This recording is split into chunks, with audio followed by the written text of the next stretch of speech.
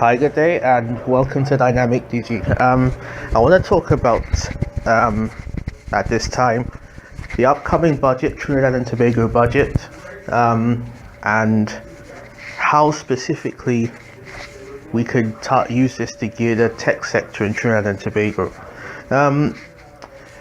Much has been made, of course, of the Forex challenges the country is facing, and one avenue I think of off the top of my head is, why can't we go in for software development? We have the skills, perhaps we can have attract joint ventures here.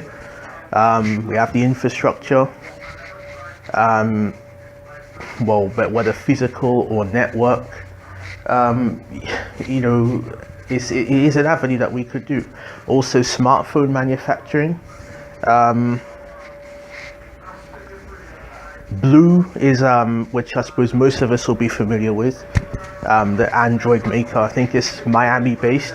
I think they actually make devices in Miami itself, and of course labor costs are going to be a factor, but if they're making goods in Miami itself, then of course they're subject to American labor costs and American labor laws. Yet Blue, you have to say, is one of the biggest Android makers in the region. Of course it can't rival Samsung or HTC or any of the bigger ones, but nonetheless it still is holding its own. Maybe this is something we can look into. If we can sell cheap, or what they say, low range, mid-range Android smartphones to, say, Latin America, or even to the United States, to the UK, to Europe, to Africa, to India, to the Middle East, this would certainly bring in Forex. Another example could be making cables or fiber. Yes, there is an issue of cost, but I think also to have a strong economy, you have to sometimes be innovative. You have to sometimes think outside the box. You have to I'm going into an economic development tangent here, but then part of the reasons why countries do prosper economically is because they change the culture, not just of their economic culture, so to speak. So if you look at a country like, say, Japan before World War II wasn't really that rich a country.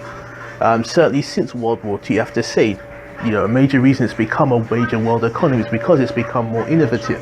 The same with China today. India, look, the Industrial Revolution in Britain in the mid to late 18th century was about innovation in many ways: social, economic, industrial, technological. So this is certainly the many templates that Trinidad and Tobago can follow.